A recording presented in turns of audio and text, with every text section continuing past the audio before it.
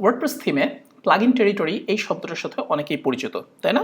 অর্থাৎ আপনার থিমের মধ্যে এমন অনেক ফাংশনালিটি দরকার হতে পারে যেগুলো আপনি ডিরেক্টলি থিমের সাথে ইনকর্পোরেট করতে পারবেন না, অর্থাৎ ওই কোডগুলো আপনি থিমের মধ্যে রাখতে পারবেন না, সেই কোডগুলো প্লাগইন টেরিটরির ফাংশন, প্লাগইন টেরিটরিতে পড়ে। এই জন্য কী করতে হবে, একটা কম্পেনিয়ন প্লাগইন লিখে তার মধ্যে ওই কোডগুলো রেখে সেই প্লাগইনটা আপনার থিমের সাথে শিপ করতে হবে।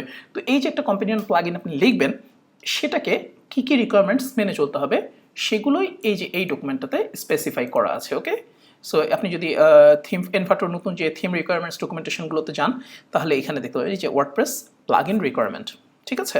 সো চলেন আমরা দেখি এখানে কী কী রিকোয়ারমেন্টের কথা বলা হয়েছে। প্রথমেই যেটা আসছে সেটা হচ্ছে ওয়ার্ডপ্রেস কোর।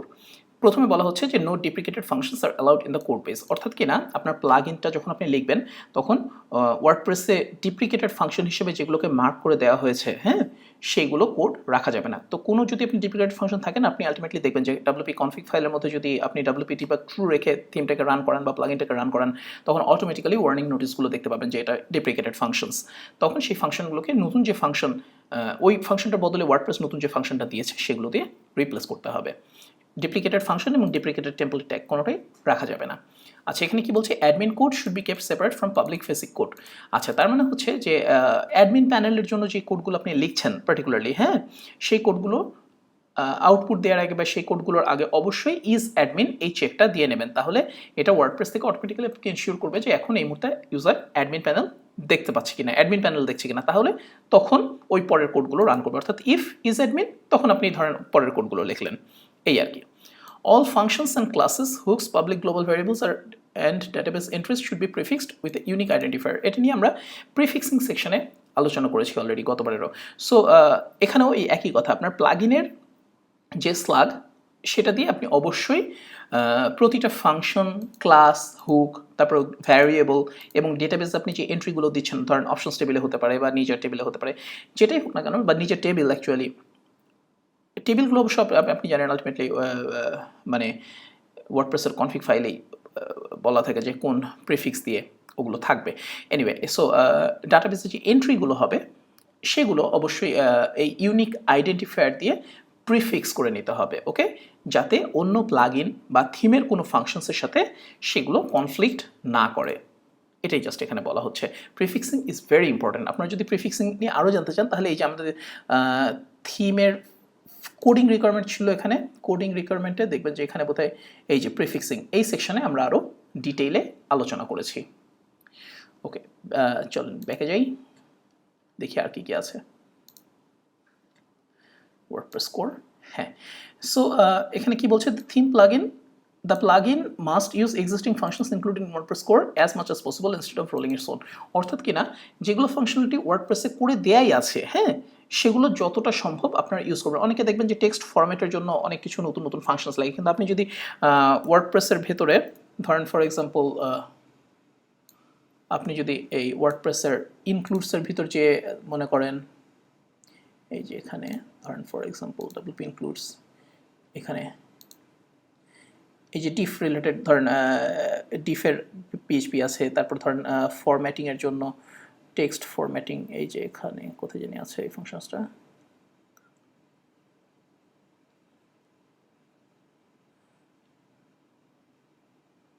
এই যে ধরেন ফরম্যাটিং ডট পিএইচপি, এখানে অনেক অনেক ইন্টারেস্টিং ফরম্যাটিং ফাংশন অলরেডি দিয়ে দেওয়া আছে, হ্যাঁ।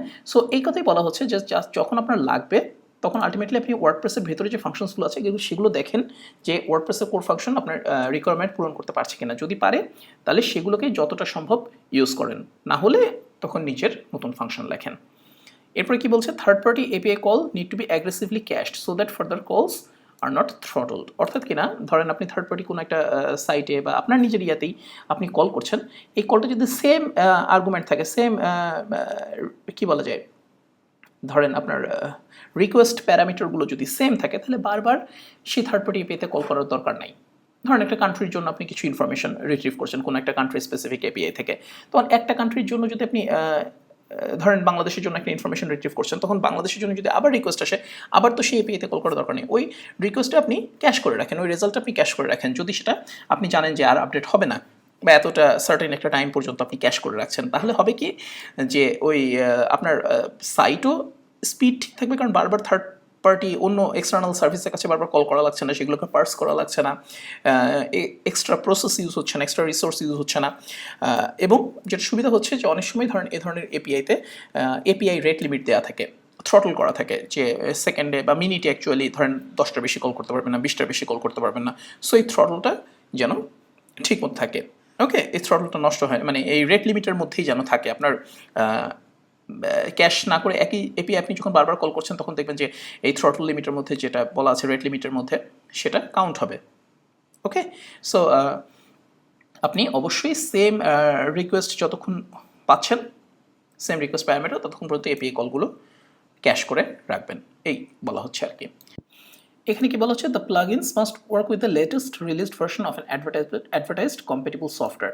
ধরেন আপনি বলছেন যে কমার্সের সাথে কাজ করে, এই অ্যাপল প্লাগইনটা ওয়ার্ডপ্রেসের সাথে কাজ করে ফর এক্সাম্পল, বা অন্য কোনো একটা প্লাগইনের সাথে কাজ করে, তাহলে সেই প্লাগইনের যে লেটেস্ট ভার্সনটা বর্তমানে আছে সেটা যেন আপনার প্লাগইনের সাথে কম্পেটেবল হয়, বা আপনার প্লাগইন যেন অ্যাকচুয়ালি সেই লেটেস্ট ভার্সনগুলোর সাথে কম্পেটেবল হয়। নাহলে দেখা যাবে ধরেন আপনি বলছেন যে কমার্সের সাথে কাজ করে, কিন্তু কমার্সের 2 ব্রাঞ্চের সাথে মনে করেন আপনার প্লাগইনটা ঠিক মতো কাজ করছে, লেটেস্ট যে 3 ব্রাঞ্চ আছে 3 এর সাথে কাজ করছে না, WooCommerce 3x, বা তখন যেটা হবে যে আপনার প্লাগইনটা ইউজ করার জন্য আপনার থিমের ইউজারদেরকে বাধ্য হয়ে, বা আপনার প্লাগইনের ইউজারদেরকে বাধ্য হয়ে WooCommerceর 2 ব্রাঞ্চে থাকা লাগবে।